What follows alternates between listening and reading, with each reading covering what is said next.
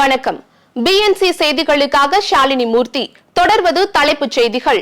பூந்தமல்லி போரூர் வரையிலான metro rail சோதனை ஓட்டம் தொடங்கியது. பூந்தமல்லி போரூர் வரை 9.1 கிலோமீட்டர் தூர தடத்தில் ஒரு வழி பாதையில் ஓட்டுநர் இல்லாத மெட்ரோ ரயில் சோதனை ஓட்டம் தொடங்கியது.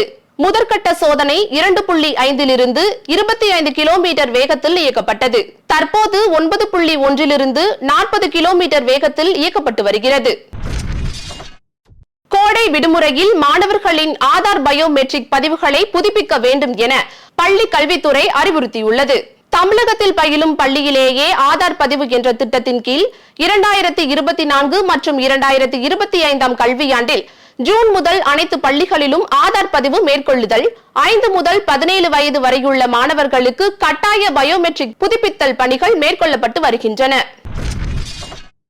மீனாட்சியம்மன் திருக்கல்யாணத்தை பக்தர்கள் காண டிக்கெட் முன்பதிவு இன்று முதல் தொடங்கப்பட்டுள்ளது.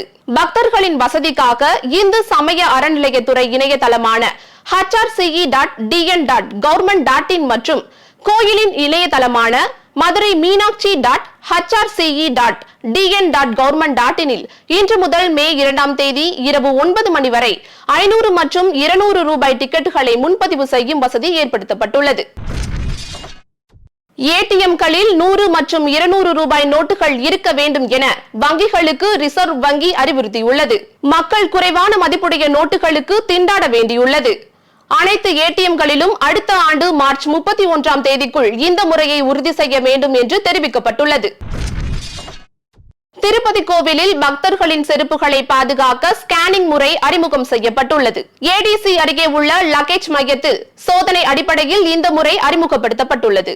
சோதனை அடிப்படையிலான முறைக்கு 98% பக்தர்கள் திருப்தி தெரிவித்துள்ளனர். காலனி என்ற சொல் அரசு ஆவணத்திலிருந்து நீக்கப்படும் என்று முதலமைச்சர் மு க ஸ்டாலின் சட்டசபையில் தெரிவித்துள்ளார். காலனி என்ற சொல்லை நீக்க வேண்டும் என விசிக எம்எல்ஏ சிந்தனை செல்வம் கோரிக்கை வைத்திருந்த நிலையில் ஆதிக்குடிகளை இழிவுபடுத்தும் காலனி என்ற சொல் அரசு ஆவணங்களில் இருந்தும் பொதுப்புழக்கத்தில் இருந்தும் நீக்கப்படும் என்று முதலமைச்சர் மு க ஸ்டாலின் அறிவுறுத்தியுள்ளார். நன்றி.